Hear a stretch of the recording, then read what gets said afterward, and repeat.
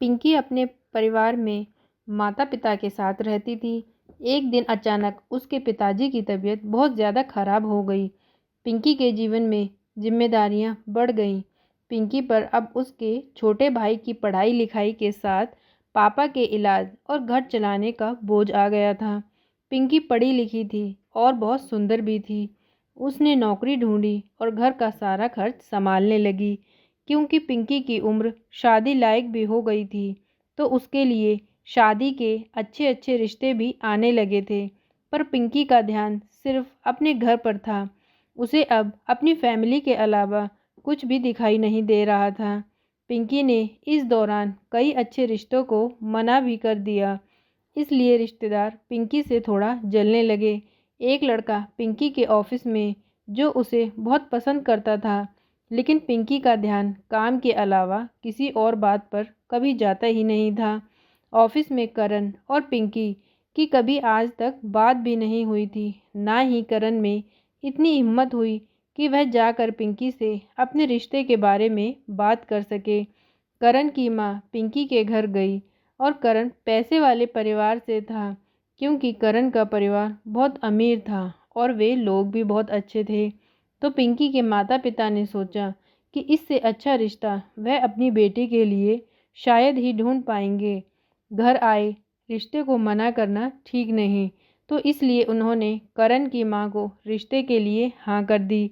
और फिर माता पिता के बहुत समझाने पर पिंकी भी इस बार मान गई।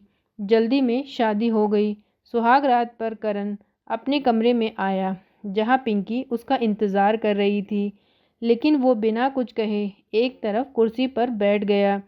पिंकी को ये बहुत अजीब लगा और उसने सोचा कि शायद ये थक गए हैं, इसलिए थोड़ा आराम कर रहे हैं।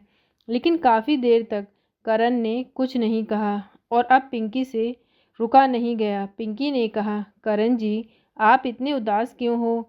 मुझे आप पसंद हो। माना कि जल्दी में शादी हुई है। मैं तो शादी करना भी नहीं चाहती थी, लेकिन कब तक नहीं करती। और अब जबकि ये शादी हो ही गई है, तो मैं चाहती हूँ कि हम अपने रिश्ते को बहुत ही खूबसूरत बनाएंगे और एक अच्छी ज़िंदगी जिएंगे। ये सुनकर करण ने पिंकी को इशारे में कुछ कहा और पिंकी को पहले कुछ समझ नहीं आया। फिर करण ने अपने मुंह की तरफ इशारा करके समझाया कि वह बोल नहीं सकता। ये जानकर पिंकी के तो होश ही उड़ गए और उसने कहा कि इतना बड़ा झूठ। पिंकी सीधा उठ खड़ी हुई और कमरे से बाहर आकर अपनी सास को कहा, मुझे यहाँ नहीं रहना। शादी के लिए इतना बड़ा झूठ। करण ने पिंकी को बिल्कुल भी नहीं रोका, लेकिन सास पिंकी के हाथ जोड़ रही थी कि बेटी सुन तो लो एक बार। लेकिन पिंकी ने अपने कपड़ों का बैग उठाया और ऑटो करके अपने घर पहुंच गई। रास्ते में ही उसने फैसला कर लिया कि वो करण को तलाक देगी। इतना बड़ा झूठ वो सह नहीं पा रही थी। घर पहुंचकर उसने सारी बातें अपने माता पिता को बता दी और उन्हें भी सुनकर झटका लगा कि इतना बड़ा झूठ कोई कैसे छिपा सकता है। अगले ही दिन करण की माँ पिंकी से मिलने आई और बताया कि मैं सब कुछ बताना चाहती थी, लेकिन डर के मारे नहीं बता पाई, क्योंकि करण के पास दुनिया की किसी चीज़ की कमी नहीं है और उसने बस पहली बार मुझे एक चीज़ मांगी, जो कि तुम हो। अपने बेटे की खुशी के लिए मैं ये गलती कर बैठी। मुझे माफ़ कर दो बेटा। लेकिन पिंकी अपनी बात पर अड़ी रही। करण की माँ अपने घर वापस आ गई। पिंकी दिल की बुरी नहीं थी, न ही उसे करण के गूंगेपन से प्रॉब्लम थी, लेकिन झूठ उसे हजम नहीं हो रहा था। कुछ दिन बाद पिंकी ने अपना ऑफिस जाना शुरू कर दिया। करण ऑफिस छोड़ चुका था, लेकिन वो पिंकी को देखने उसके ऑफिस के बाहर आता था। एक दिन पिंकी ने करण को बोल ही दिया कि अब इस सब ड्रामे की कोई मतलब नहीं है। करण ने इशारे में कहा कि क्या साथ में चाय पी सकते हैं। पिंकी ने सीधा मना कर दिया और चली गई।